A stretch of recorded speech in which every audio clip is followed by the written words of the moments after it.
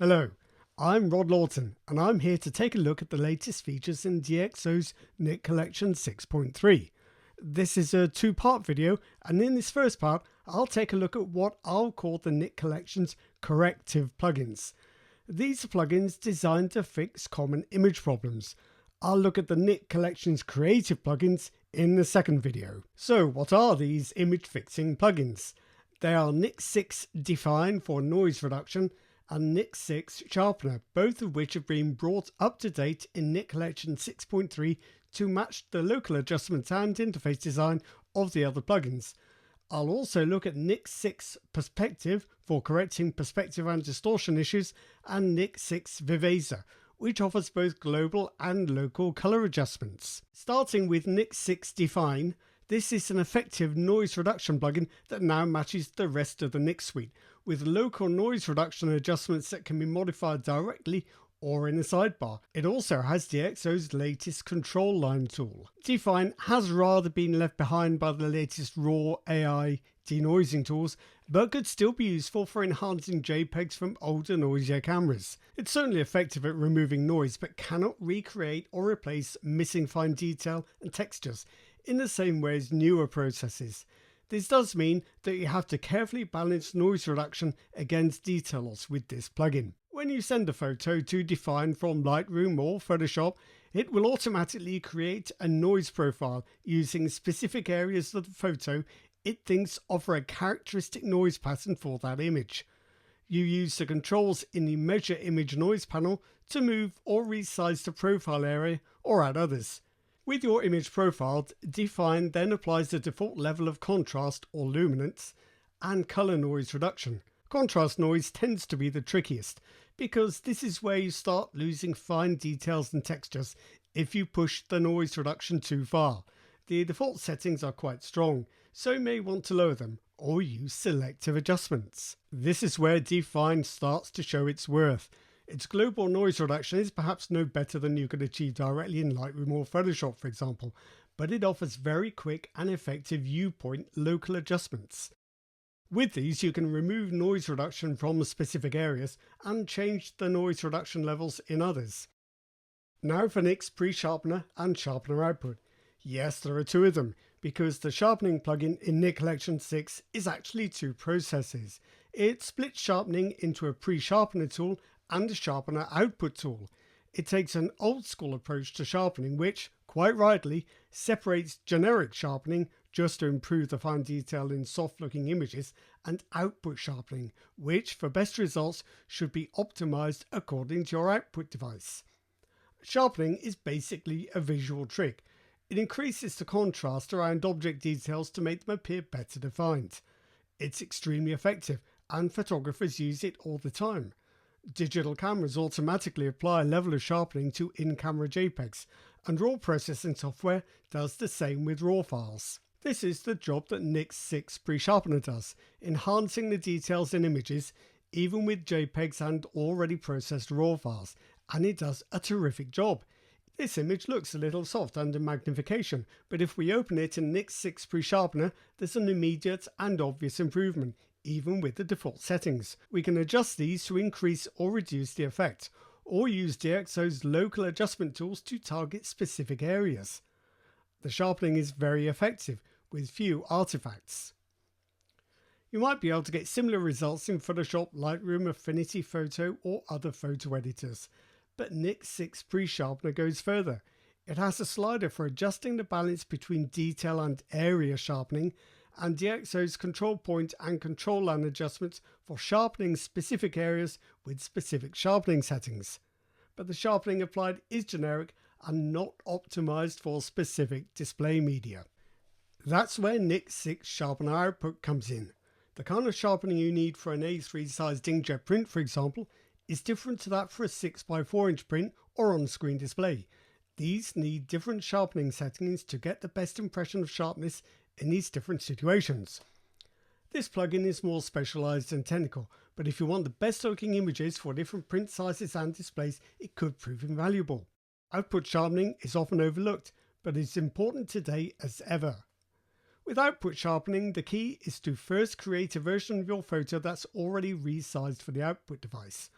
For print, you would choose appropriate dimensions and print resolution, and for screen, you choose to find an on-screen image size in pixels. Our image measures 1920 by 1080 pixels, and we're seeing it here at actual size on a 4K screen, so we're getting a very good preview.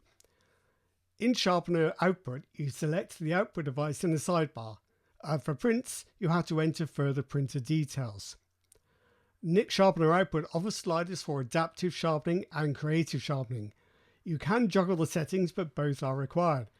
The creative sharpening settings have extra settings such as structure, and you can apply different sharpening settings to selected areas via DxO's control point and control line local adjustments.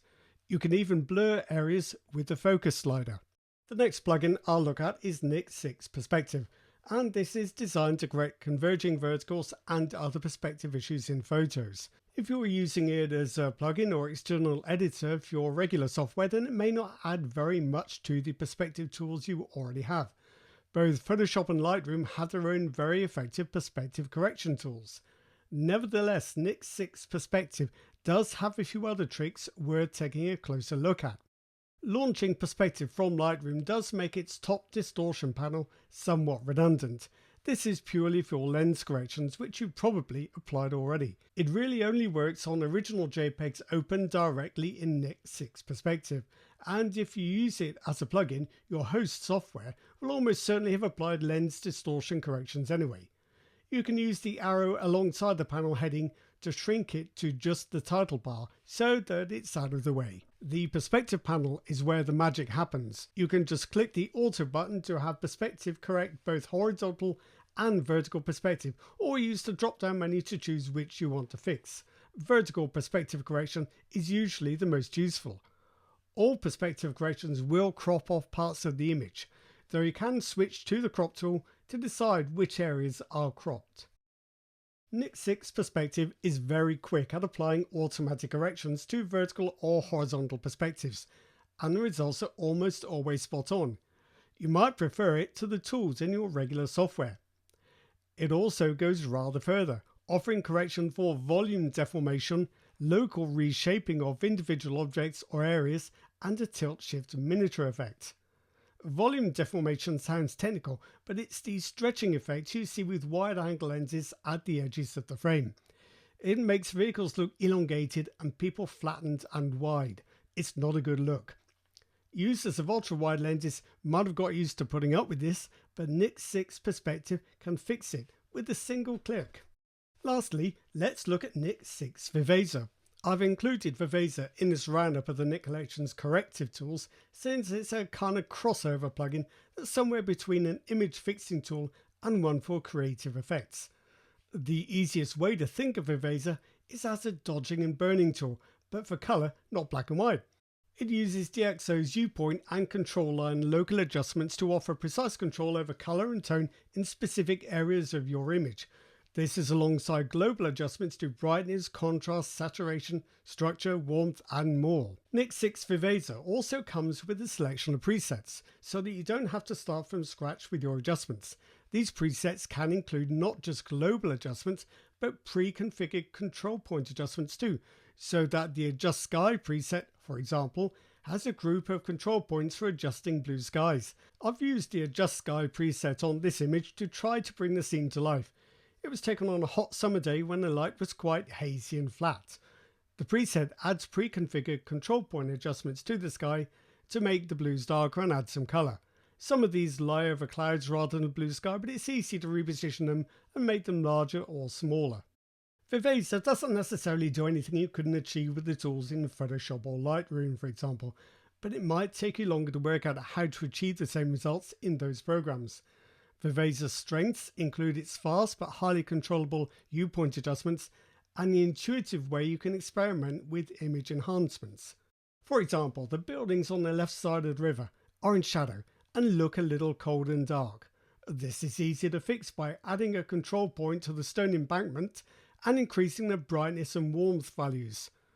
In Nik Collection 6, you can do this either with the sliders attached to the control point, or, if you prefer a clear view of the image, with the sliders in the toolbar on the right. I haven't quite finished with this image yet.